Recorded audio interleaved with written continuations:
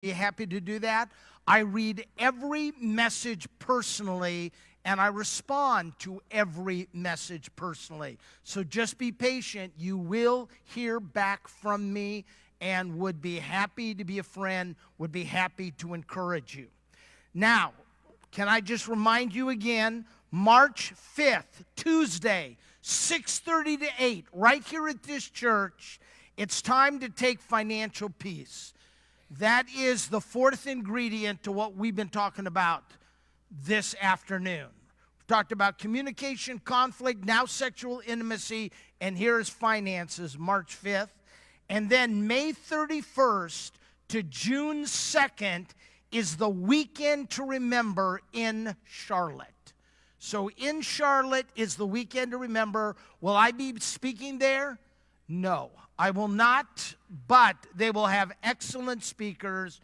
May 31st to June 2nd, you will get so much great information about marriage. Now, we're going to talk about sexual intimacy. And I want to read you a quote by Howard Hendricks. I love this quote. We should not be ashamed to talk about what God was not ashamed to create. What a great quote. And I just want to let you know, when it comes to sexual intimacy, I'm just going to shoot openly and honest with you. I understand for some of you, this may be uncomfortable. Some of you might be asking the question, is this really something we should be talking about in a church? And I say a resounding yes. This is exactly what we need to be talking about in the church. So we're going to be open and honest. I'm going to shoot straight with you. And I'm going to make several points. I won't even tell you how many because I don't want to discourage you. So, point number one is sex is very good. It was God who made Adam and Eve. He made them as sexual beings, and they stood before him naked. And what was God's response to them? Did God look at them and think, whoa, sick? No. Did God look at them and think like, well, put something on? No. Did God look at them and go, well, it'll have to do? No. God looked at them and said, they are very good. And I want to tell you, as a sexual being, and sex itself is very good. There is nothing dirty, gross, disgusting, awful about it. Only an awesome God could have thought of something as wonderful as sex. Now look, I understand. If you are a rape survivor, or if you are an incest survivor, if you have experienced some form of sexual abuse, then I understand. Sex can take on some real negative connotations. But I want to tell you that's not how God created it. And I want to talk about it from his perspective. And I want to encourage you that if you are an abuse survivor, that you get some help, that you get some encouragement, that you allow somebody who is gifted in the area of counseling to speak life into you. Because listen to what God says. Proverbs chapter 5, verses 18 and 19. May your fountain be blessed, and may you rejoice in the wife of your youth, a loving doe, a graceful deer. May her breast satisfy you always. May you ever be intoxicated with her love. God created sex, and it's wonderful. And how amazing is it that he chose intercourse as a way for us to reproduce? Come on, that is amazing. He could have chose anything. He could have said, okay, the man will place his hand on the table, and then the female will place her hand on the table with the two middle fingers touching. And then the man will pick up a hammer and will slam it down on the two middle fingers. And when that happens, the sperm will pass from the male to the female. Let me just suggest, if that was God's process, there would not be a whole lot of premarital hammer hitting going on. But instead, he chose intercourse, and what a wonderful way that is to reproduce. What a wonderful way that is to connect as a couple. Number 2, how often do we make love? Heaven forbid we should ever fall beneath the national average. But how often should we make love? Well, you know what? The Jews tried to answer this in the Talmud, and it's pretty interesting. This is what they said. An unemployed laborer should have intercourse every day. Now, I don't know about you, but that would seem to encourage unemployment to me, you know? I'm like, why even work then, for crying out loud? Why even work? Students twice a week, camel drivers once every 2 weeks, I think we know why, and sailors once a month. Well, look, that's ridiculous. Honestly, it's whatever's good for you as a couple.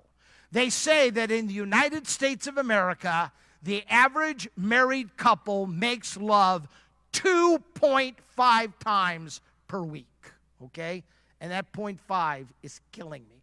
2.5 times per week. Now, that's not how often you have to make love.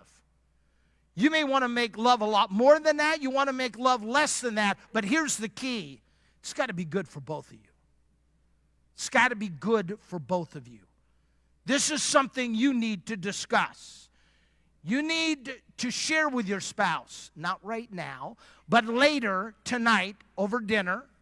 You need to share. Is the frequency of lovemaking satisfying enough to you? And talk about that and make adjustments in whatever areas you need to make adjustments. Something you already know, and that is stress is a sex killer. Stress is a sex killer. When you are stressed, when you are depressed, when you are overworked, when you are emotionally exhausted, how much do you want to mess around? You don't want to mess around at all. Sex quickly plummets on your priority list. All you want to do is just go to sleep. All you want to do is just escape, and I get that. So it's important that you talk about your stress. It's important you talk about your depression, your anxiety, whatever it is that's just kind of hammering you in this area, and get some help and get some encouragement.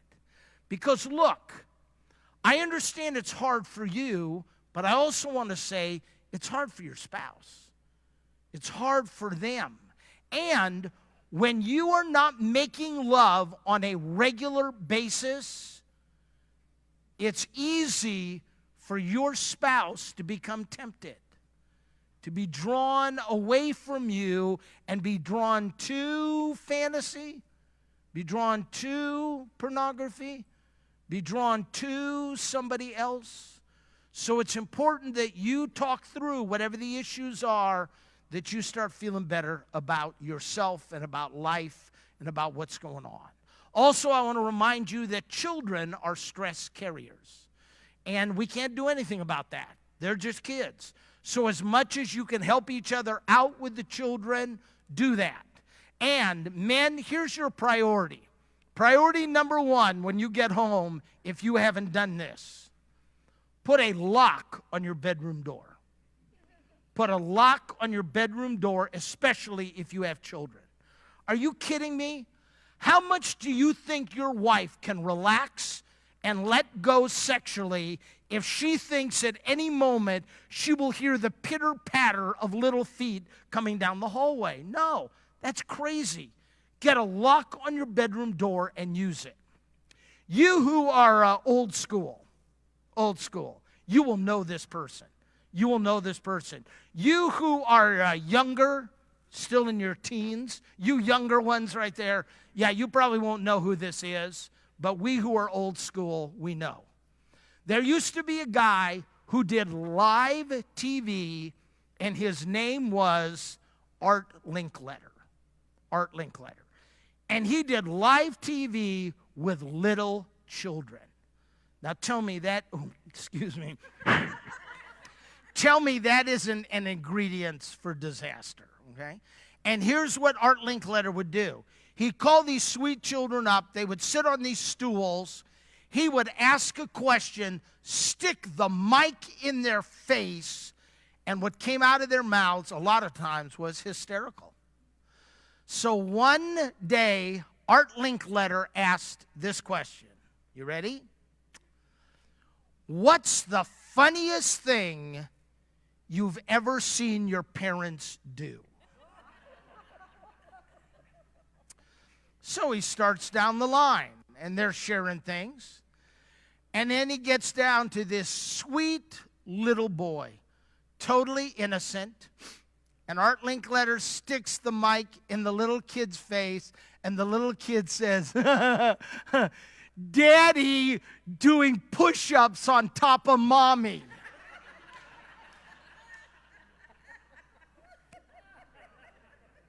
You know what happened. He just ran down the hall, opened the door. Hey, what's going on? Mommy's like, oh, Daddy's just doing push-ups. And you know they're in the audience, and they're just sinking under their chairs right there. So please, please, for peace of mind, get a lock on your bedroom door and use it. Next, number 4, modesty is great in public. Women, thank you. Thank you for dressing modestly today. I appreciate that in this sanctuary. But women, let me tell you this. Modesty has no place in the bedroom. No place. 0. Oh, this man over here just woke up. Okay.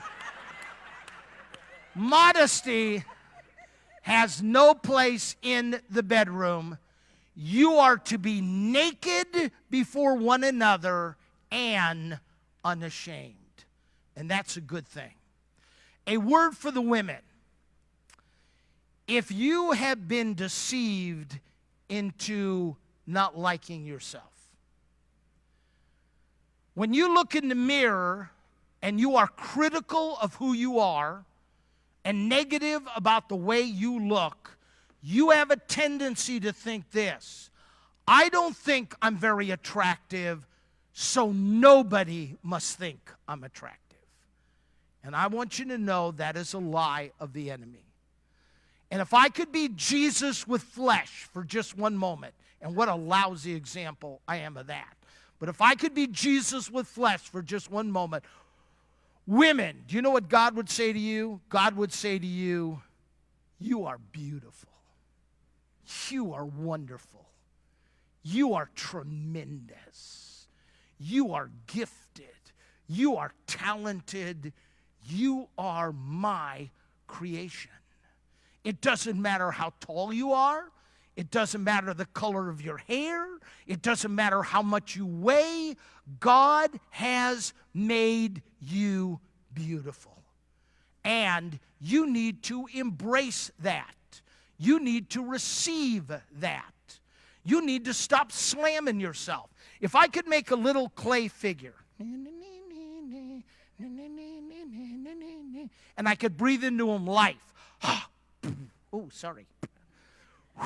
And they came alive. Oh, boy, I'm alive, I'm alive, I'm alive. Oh, boy, I'm alive. I'm a real boy. Oh, boy, I'm alive, I'm alive. And then I take a mirror and put it in front of them. Oh, boy, I'm alive, I'm alive, I'm alive. Oh, boy, I'm alive, I'm alive. Oh, boy, I'm alive. Oh, you're ugly. Oh, look at your head. Oh, look at your body. Look at your arms, your legs. You're disgusting. You're the ugliest thing I've ever seen. What would I do? I'd be like, because who's the little clay figure slamming? It isn't slamming itself. It's slamming me. I'm the one who made it. When you look in the mirror and you say, oh, you're ugly or you're disgusting or you're gross, who are you slamming? You're not slamming yourself. You're slamming God. Here's your homework assignment. Men and women. I want you both to do this. I want you to go home. I want you to stand at the mirror. I'd like you to stand at a full-length mirror. I'd like you to stand at the mirror. I'd like you to look at yourself in the mirror, and I want you to say this out loud. Jesus, thank you for making me me. Some of you have never done that. You have spent the first 30, 40, 50, 70 years of your life complaining.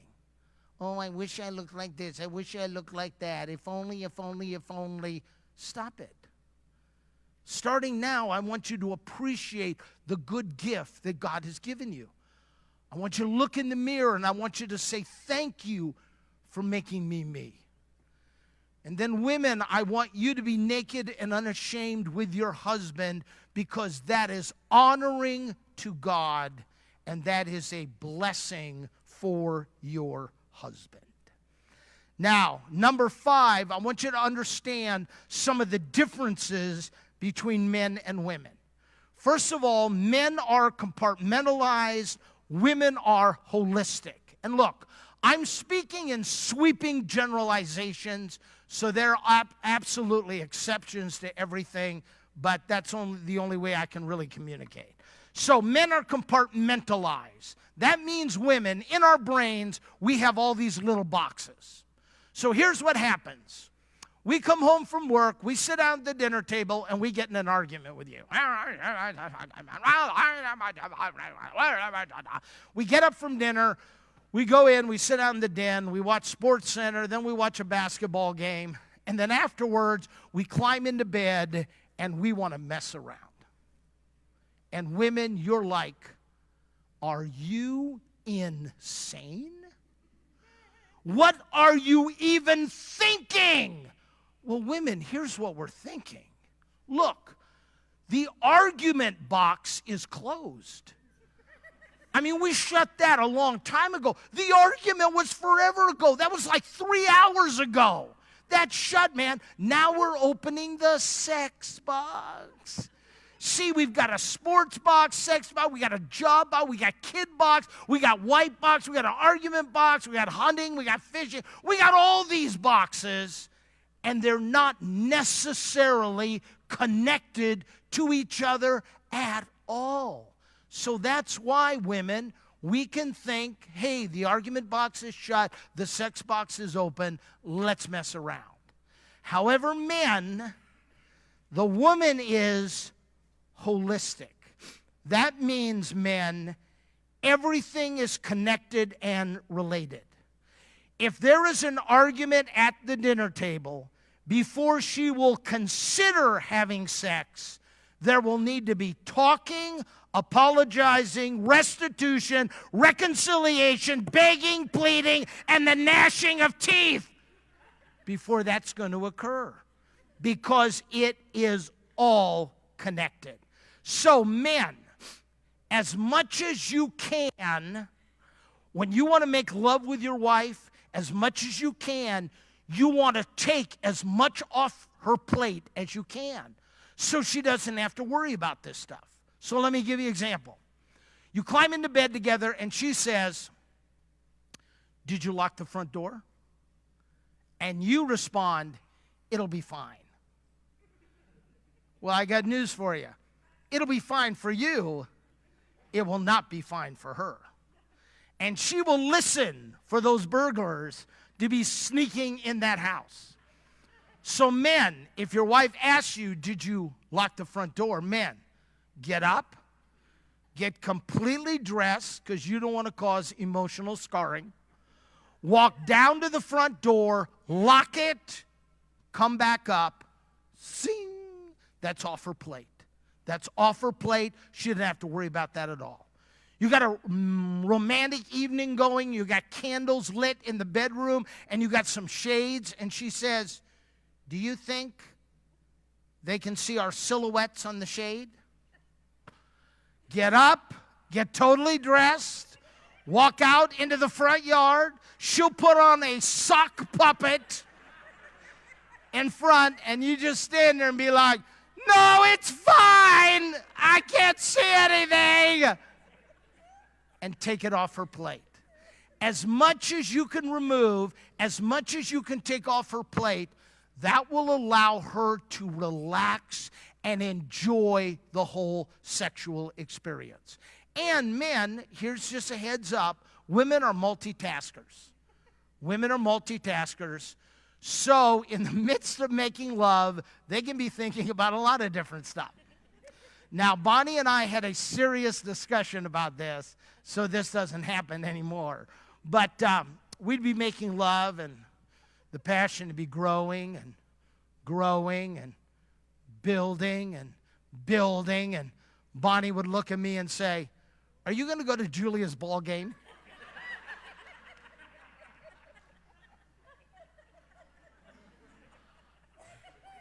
I'm like, "What?" She goes, "Are you going to go to Julia's ball game?"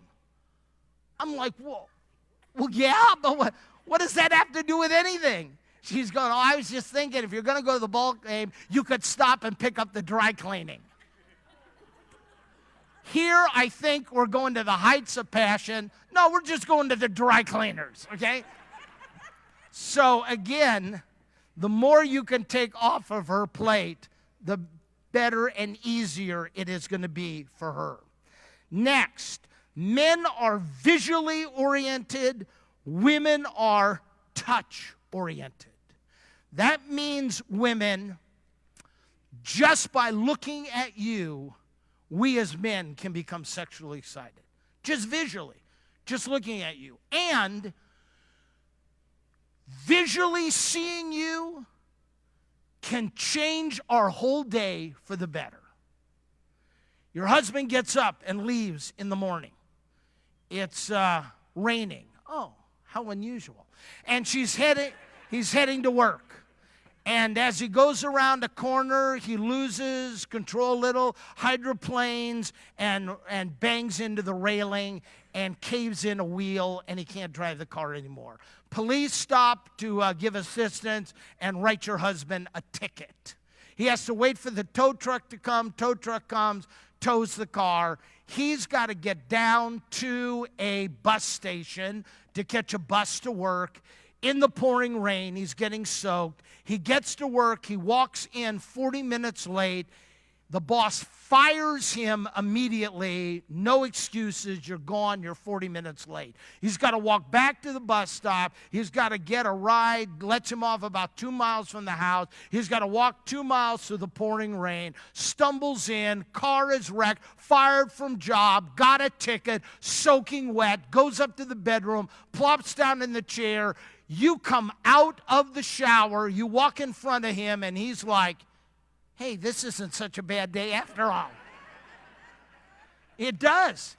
It has the power to transform him like that, just seeing you visually. So women, there is only one woman we can look at and become sexually excited without any guilt at all, and that's you. And that's you. And if for some reason you don't like that, I don't like that. Well, you know what? Take that up with God. Talk to God, because that's how he's wired us as men. That is how he has made us as men. So women, dress to sexually excite your husband. You say to me, well, what does that involve? And I say, ask him. Ask him. And if it isn't totally ridiculous, go ahead and wear that. When's the last time you both went shopping for lingerie? Why don't you do that?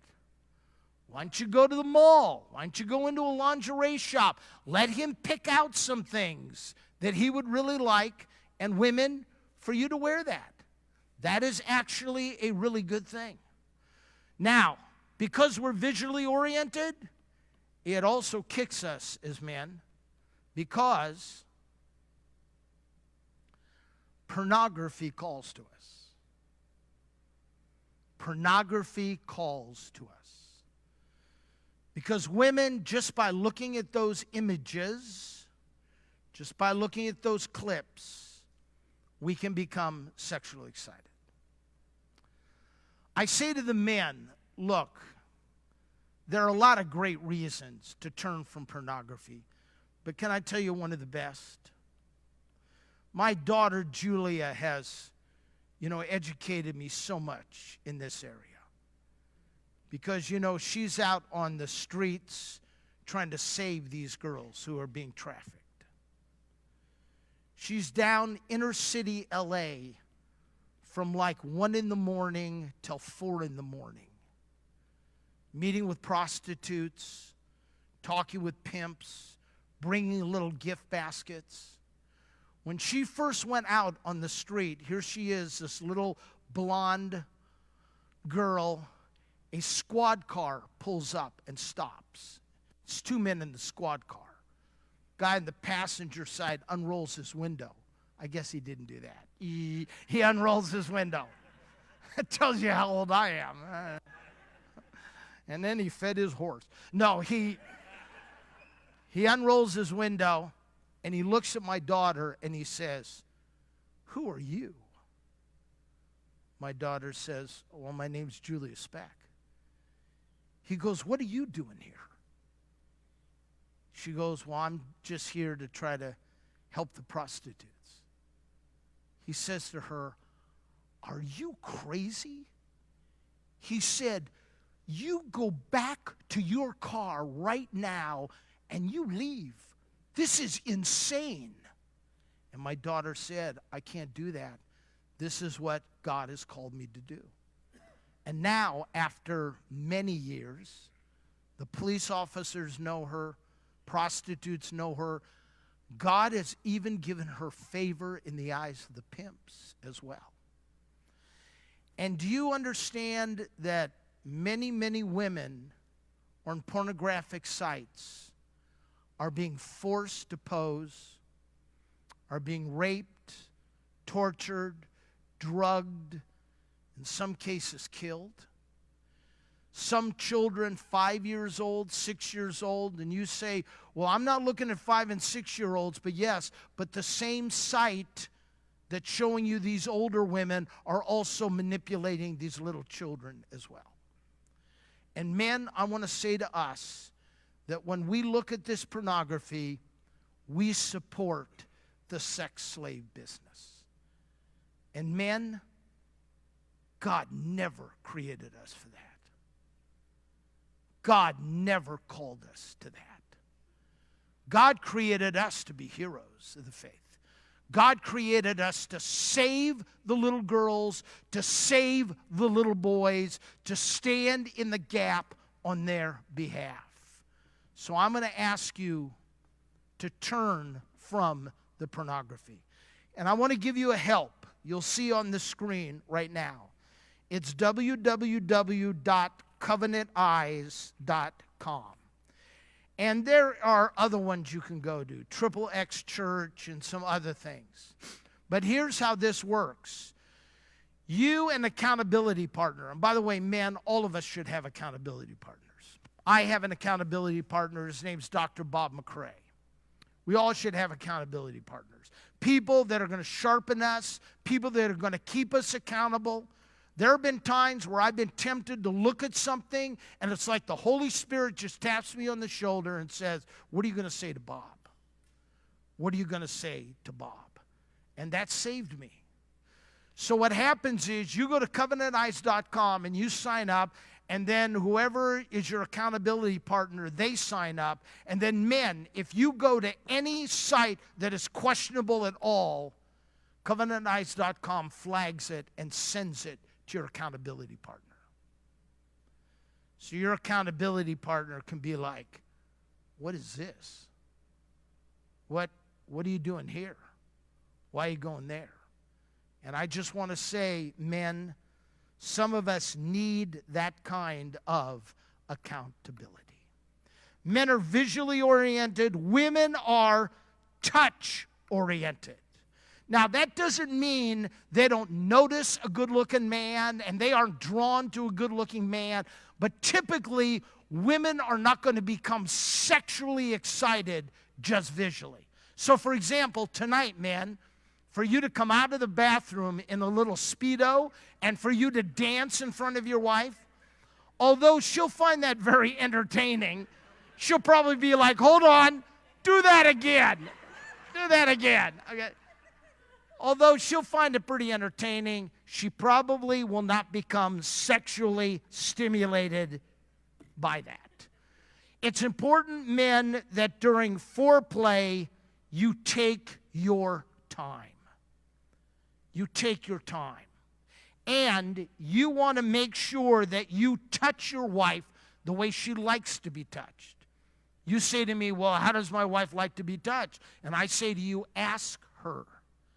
And your wife will say, I love when you do this. I love when you do that. Don't ever do that again. So she'll give you some insight into this whole area.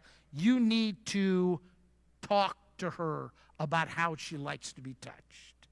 Attitudes are very important to her, men. Your willingness to sacrifice for her, helping with the kids, allowing her into your heart is very sexy to her. We have a couple that used to be on our speaker team. They aren't anymore. And he decided he was going to get back to his college days. So he did that PX40. Is that what it's called, PX40? I have no idea because I don't do it. P90X? I wasn't even close. Okay. So he does P90X. He does this thing. And honestly, the guy gets ripped. He's got a six-pack going on. He's got some guns. I mean, he's looking good.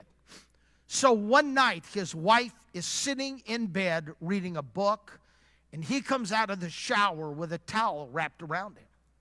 And he walks into the bedroom, and he says, hey, babe. He says, what turns you on most about me? She looks up from the bed. She goes, really? He goes, yeah. He goes, what turns you on most about me? Thinking she's going to say, oh, honey, it's that washboard. Or, babe, it's just the huge muscles. She looks at him and says, when I see you studying the Word of God and on your knees in prayer, that's when I desire you the most. See, I want to say to us as men, it's important to a woman what we're like on the inside. As a matter of fact, and this is good news, especially for me, it actually becomes more important what you're like on the inside than what you look like on the outside. I said last night, most teenagers think I'm a combination of Droopy Dog, Fred Flintstone, and the Cowardly Lion on The Wizard of Oz, okay? So what you're like on the inside, men, that becomes very, very sexy and very, very appealing to her.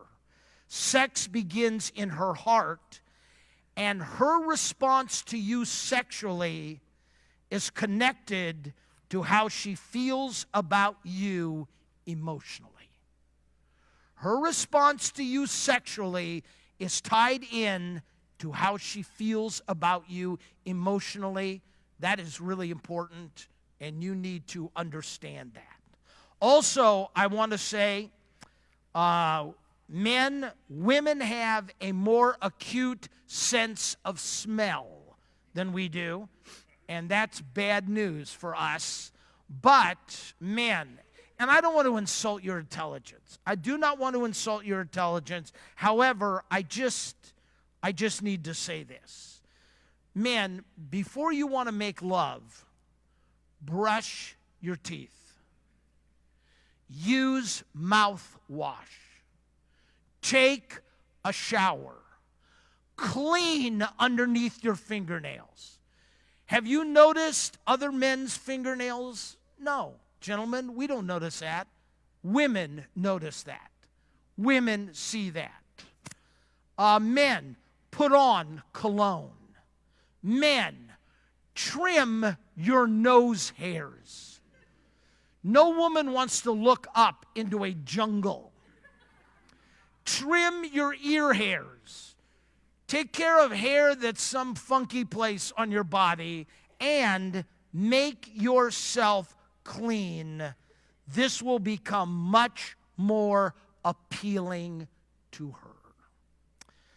Men are quick to excitement. Women are slower to excitement. Women, we men, we are like a rock concert or a microwave, okay? We are ready to go really on a moment's notice, okay? There are times I'll come to my wife and I'll say to Bonnie, hey, let's mess around. She'll be like, are you kidding me? I'm like, no, come on, it'll be great. She'll go, you are insane. I go, no, come on, it'll be fun. She's like, we've got company downstairs. I know it'll be quick. It'll be quick. We can be ready to go really, really fast, okay? And typically we have a strong sex drive as a man. However, as I say that, in a group this size, there are 25 to 30% of the women sitting in the sanctuary right now that have a higher sex drive than their husbands. Is that weird? No. Is that odd? No. Is there something wrong with me? No. That's great. That's how God has made you women. Embrace that. That is a really good thing. And women, I want you to know that when we are making love with you, we are focused. Baby, we are focused. 110% on you, we are focused. You're going to have to say, honey, wait, honey, look, honey, look at me. Look at, the house is on fire.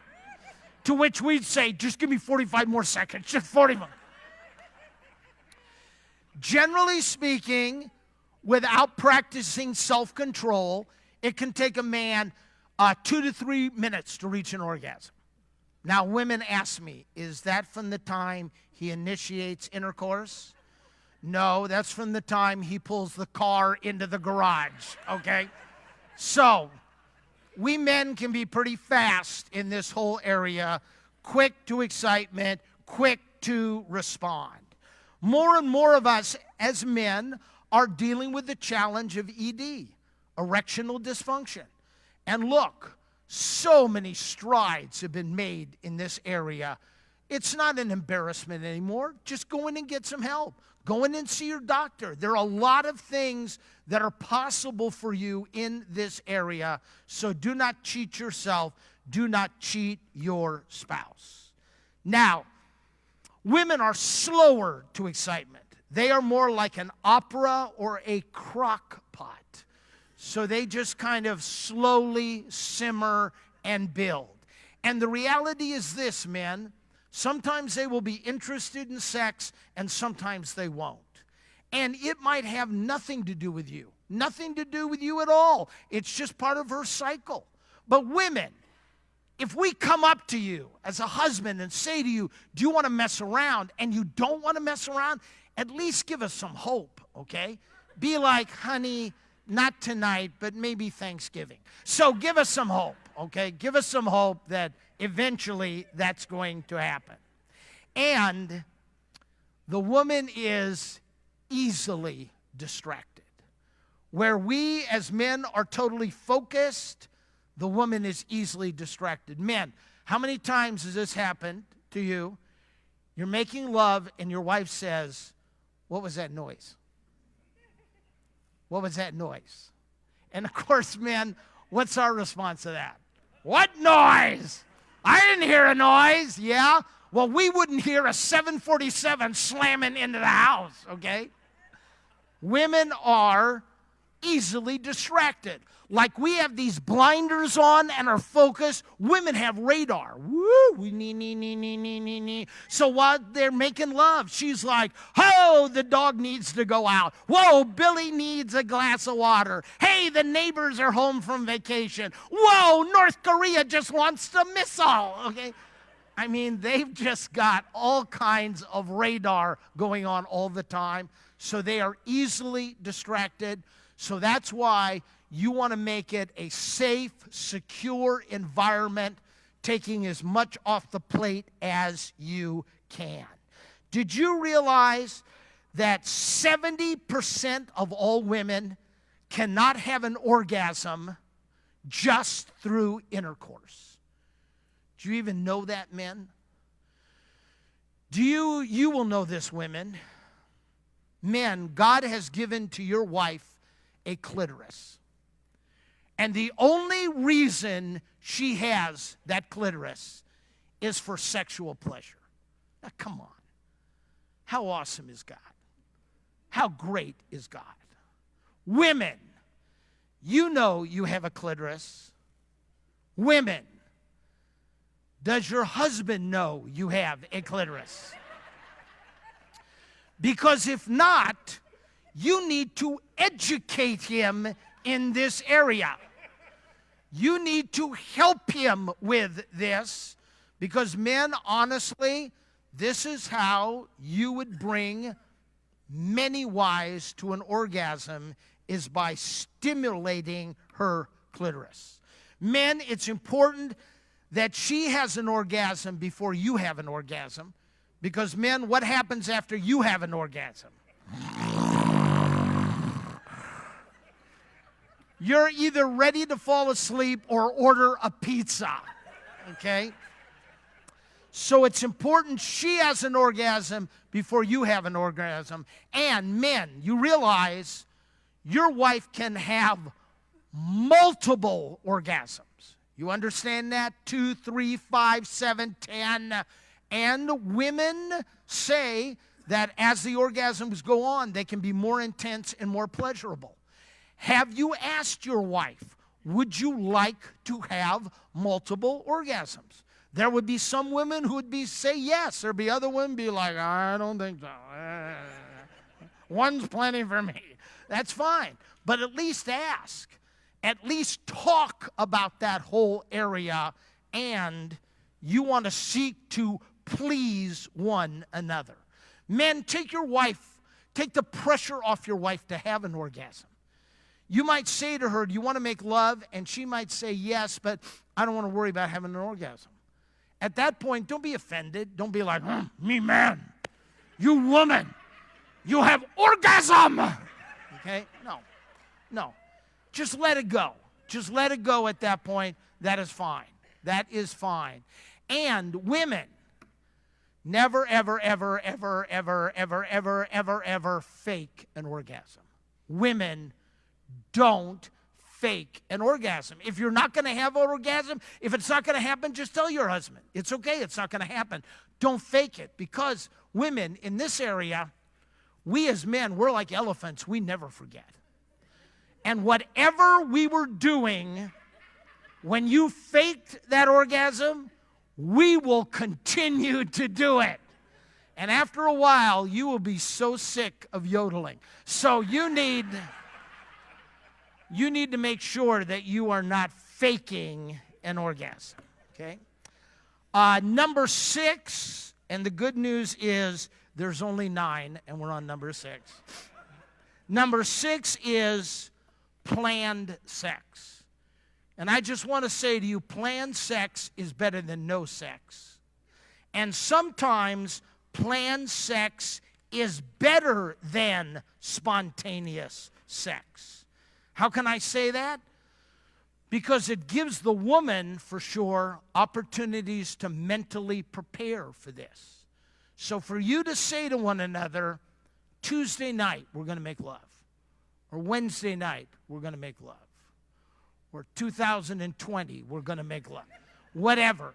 To pick a time and plan it, that's good. Because you know what?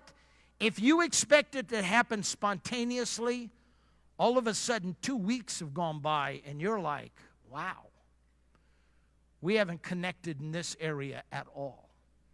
And it's important. It's important that you connect sexually. It's a wonderful way for two to become one by doing that. Number 7, make your bedroom more exciting. Make your bedroom more exciting. What can you do to make your bedroom more exciting? Oh, I don't know. How about clean it? That might help. Don't make your bedroom a storage closet. Don't make your bedroom where things are piled upon piles upon piles. That's crazy. Now listen, You do not need to follow the example of Bonnie and myself, but I'm just telling you this. We do not watch TV in our bedroom. We do not eat food in our bedroom. Our bedroom is clean. Our bedroom is a place where we come to connect. It's a place where we come to be together as husband and wife. We've got other places we can watch TV. We've got other places we can eat. We just don't do that in our bedroom. So you need to make your bedroom more appealing. So clean it up, make it look good. Then how about some silk sheets? Or how about some scented candles? Or what about hanging some more mirrors? Or what about dropping a disco ball? I don't know. Whatever would be interesting and exciting for you, do that. Do that. Make your bedroom more appealing. What could you do to make it more exciting, more fun? Talk about it. Number 8, it's okay if it's okay for both of you. Now, allow me to explain this. The marriage bed is undefiled. Wow. That gives you a lot of freedom. That gives you an opportunity to try a lot of different stuff. And I want to say that it's okay if it's okay for both of you. It's not okay at the expense of one of you. That isn't okay. And it's okay with these exceptions. You would never bring a third person into it. And you would never, ever bring pornography into it. But otherwise, you have tremendous freedom.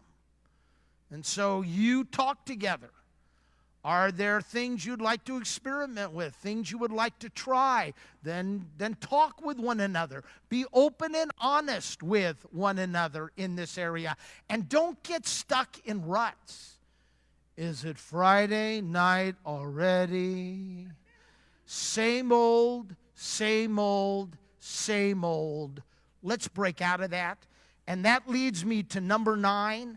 Lastly, and number 9 is variety is good. Variety is good. Do you understand there is no Christian position? Do you understand there is no position that is more honoring to God than any other position?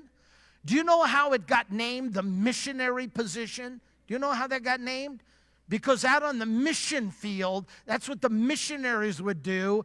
And those people in those countries, in a lot of ways, thought it was totally weird and totally strange. And that's how it got called the missionary position, because it was so weird. So, don't just get stuck doing one position. Try different things. Make love in different parts of the house. Just make sure the kids are gone. But look for variety. Look to try different things. Look to really spice up your sexual relationship, because that is a really good thing. We're going to stop now, and we're going to have a question-answer time. And then when we're done with this whole thing, I'm going to be available here in the front if you want to talk with me at all. And I just want to say, if you want to get any of my books, and I have 0 books geared for marriage, so I'm just being honest. But I have a book for teenagers on sex called Sex It's Worth Waiting For. I've got another book for teens on living for Jesus after the spiritual high. I've got the devotional book, Built to Last. And then I've got a book on youth ministry called Mustard Seeds on Youth Ministry. And it just talks about my experience working with teenagers. If you want to get any of that, I'd be happy to sign it so you can sell it on eBay. And then also I have some CDs. I have a 2-set CD for parents on what they can do to better get along with their kids. You can listen to it in the car or the truck. And then I have a DVD that you can watch with your teenagers on what we can do to better get along. I'd be happy to sign those. Okay, Dr. Matt, please come forward with the questions. And once I get done answering these, if you want to ask me one from the crowd, I'm happy to answer those. I'm sorry? No, I'll stay up. Thank you, though. Thank you for your consideration and kindness. We have 8 questions, so we'll start with the first one. Please give more examples of how to respond to emotion with emotion. Right. Emotion, again, isn't intensity. Emotion is empathy. I'm depressed. Honey, I am so sorry, and I want you to know I care about you, and I love you, and I'm just with you in this whole area. Today was a really bad day. Man, that must have been totally frustrating. That would be so hard, having gone through that day. All you're doing is you're just empathizing with them. You're not trying to fix it. Men, have you not learned at this point, through all these years of marriage, most women not want you to fix it. They don't want you to fix it. If they want you to fix it, they'll ask you to fix it. They want you to listen. They want you to understand, and they want you to respond to that in an emotional way that says, I care about you and I am standing with you. How do you trust again after multiple failures in addiction? Yeah. Well, here's what I would say. I would say to this spouse, you have got to get some outside help. I appreciate the fact that you want to be different. I appreciate the fact that you want to be this man, you want to be this woman, you want to make these changes. But now, after we have fallen multiple times, we need some outside help, and we need some accountability in your life. So we're going to get you some counseling. We're going to get you some encouragement that way. And then you and I are going to pray about an accountability partner in your life. A man for a man, a woman for a woman, somebody who could stand with you and help you through this addiction, somebody other than your spouse who can ask you the hard questions and keep you on the straight and narrow. Also, pastor is going to come up later and just talk about what's the next step here. And there's some exciting things you can get involved in here at the church. How do you rekindle sexual intimacy after infidelity? Well, first of all, there has to be owning of the issue. There needs to be sincere apology. You need to stop making excuses, and you do not blame your spouse. Look, I understand very few failures are 100% zero.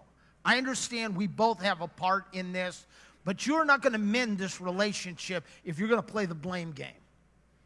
We're not going to mend this relationship if you're going to be accusing. So you've got to be willing to humble yourself. You've got to be willing to say, I own this. I was totally wrong. Will you please forgive me? Then you ask your spouse, tell me what I can do specifically to begin to win back your trust. Especially if this is a man. Women, we're really not good at hints. You hint things at us, and you expect us to pick up on these hints. A lot of times, we do not pick up on the hints at all. Women, we prefer if you just tell us. Just tell us. This is what you need. This is what I need to do. Here's what you want to see. So say, what can I do now that's going to help me build trust? What would you like me to see me do? And maybe this person will say, I want you off social media. Then you know what? Get off social media. I don't want you going to these places. Then don't go. I don't want you hanging out with those people. Then don't. Then don't. Whose fault is it that you had the affair? It's your fault. It's your fault. You made that choice. It's not your spouse's fault. Sure, they may have contributed, but it's your fault. You took that step. So now you take whatever steps you can to rebuild this relationship. And I'm here to tell you, God can and will restore you. He's all about the gospel of the now. He's all about transforming and changing. And if God can raise Jesus from the dead, he can raise up your marriage. He can give you a brand new beginning. He can draw you together as husband and wife. I would encourage you to begin to pray together every day, to hold hands and pray out loud every day. Men, you say to me, well, I don't feel comfortable praying out loud. And I say, well, you know what, gentlemen? You didn't feel comfortable when you first tried to ride a bike. But you know what? You just kept getting up and you kept getting on it, and pretty soon it was second nature. Same thing is true with prayer. I understand you're not comfortable. I'm not asking you to stand up here and pray. I'm asking you to pray with your wife. And the more you do it, the more comfortable you'll be. And do you know what it'll do? It'll draw you together. You know the triangle illustration? Put God at the apex of that triangle. Put yourself and your spouse down at the corners. And notice, the closer you draw to God, the closer you are drawn to each other. God will help to build the intimacy and the trust in your relationship. I get that my spouse is not my enemy, that Satan tries to create conflict or division, but we both also still sin. So sometimes it's us, right? Yeah, absolutely, sure. But that doesn't mean you're enemies. It just means you fall short. We all do things well. We all do things poorly. Will you think of one of your greatest weaknesses, not your spouse's? You can make a list of those. Think of one thing you do poorly. Just think of one thing. One thing you struggle in emotionally. Is it not true that your spouse has strengths in the very areas you are weakest in? That is by design, that you would complement one another. So yes, we sin. Yes, it's our fault. Remember, we're not going to make any more excuses for our bad behavior. We're going to get back up. We're going to let Jesus forgive us. We're going to apologize to our spouse, and we're going to keep on going. Yes. How do you know when it's time to seek marital counseling? You seek marital counseling if you get to the end of today and there has been no progress. Wow. If you, let's be honest, if you've sat there as an individual and this whole afternoon you've just hardened your heart,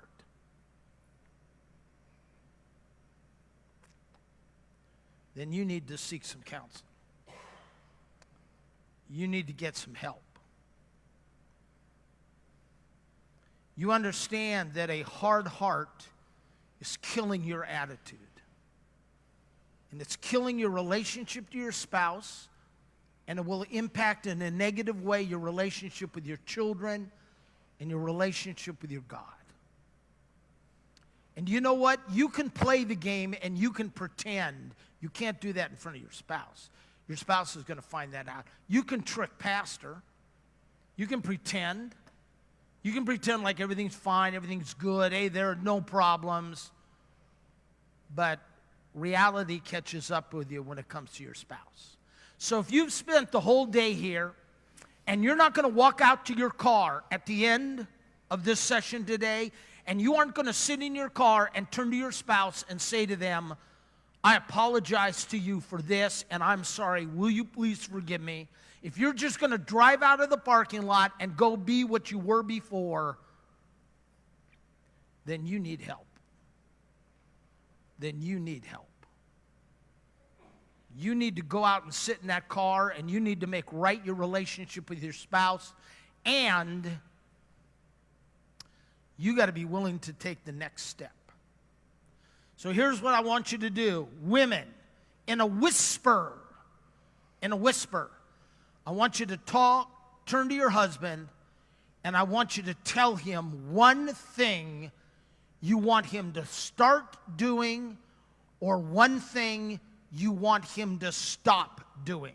This is the next step now he's going to take as he leaves this sanctuary. Women, lean over to him, whisper that to him.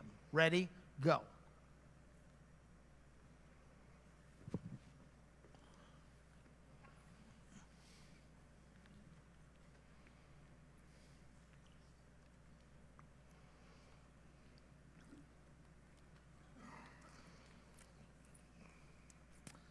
Now, men, lean over to her and whisper, what's the one thing you'd like her to start doing, one thing you'd like her to stop doing, next step you'd like her to take? Men, whisper that to her.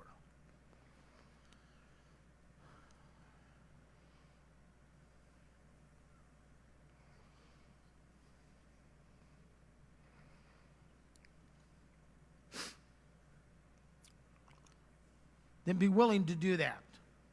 Then be willing to do that. Okay.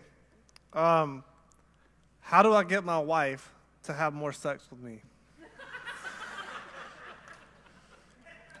Please, please, please.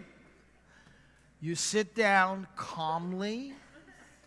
You talk with her and you say, sweetheart, I love you. You turn me on. I want to make love with you more. Is there anything we're doing in the lovemaking that bothers you? Anything that kind of makes you feel like, I don't want to do this as much? And you just talk about it openly and honestly. When's the last time you really had a discussion about sex? And the answer may be never. Never. Talking about what can we do more, or how do you want me to touch you, or what do you want me to wear, or is the frequency enough, or these are all good things to talk about as a couple. Do you want to get some attention in the restaurant tonight? You want people to notice you? Just lean over to your spouse and say, yeah, orgasm. Just say that out loud. And you will have every head in the restaurant on you. All right, I'm just kidding you. Don't do that. Because I know there are some men in here right now thinking, yeah, I'm going to do that. Don't do that. Don't do that. All right, Greg, in your opinion, based on your knowledge of Scripture, if you had to name one thing, what would be the one most singular important key to a happy marriage? Spending time with Jesus. Spending time with Jesus. Individually, you spending time with Jesus. This book is life. This is God's inerrant word to us. It is practical to the year 2019 and beyond. Praying, sitting at his feet, reading his word, listening to him, man, there's nothing more important than that. And when you are right with Jesus, he will give you such a deep love and a passion for your spouse. That's the best thing. Bonnie, when Bonnie says, I love Jesus more than I love Greg, man, I rejoice at that. That is awesome. Because I know that Jesus is going to give her a deeper love for me than she would ever have been able to have on her own. Last question. What is the biggest challenge facing families today? Man, there are so many challenges. I think certainly one of the biggest is absent fathers. Absent fathers. Children growing up without the influence of dad around, or dad abandoning their family emotionally, not connected at all. I just think that that has a huge impact on kids. So you need to really stay connected. Your word needs to mean what it said. You have vowed to be married till death do you part. Now, I want to call you now to be men and women of your word, to be committed to one another, to love one another. Anybody want to ask me a question from the audience?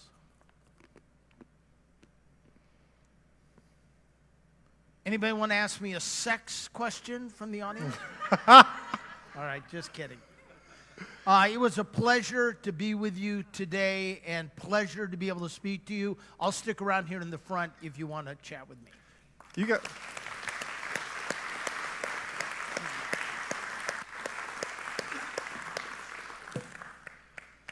Greg, I was taking lots of notes during this last session, so hopefully it'll pay off for me. Thank you.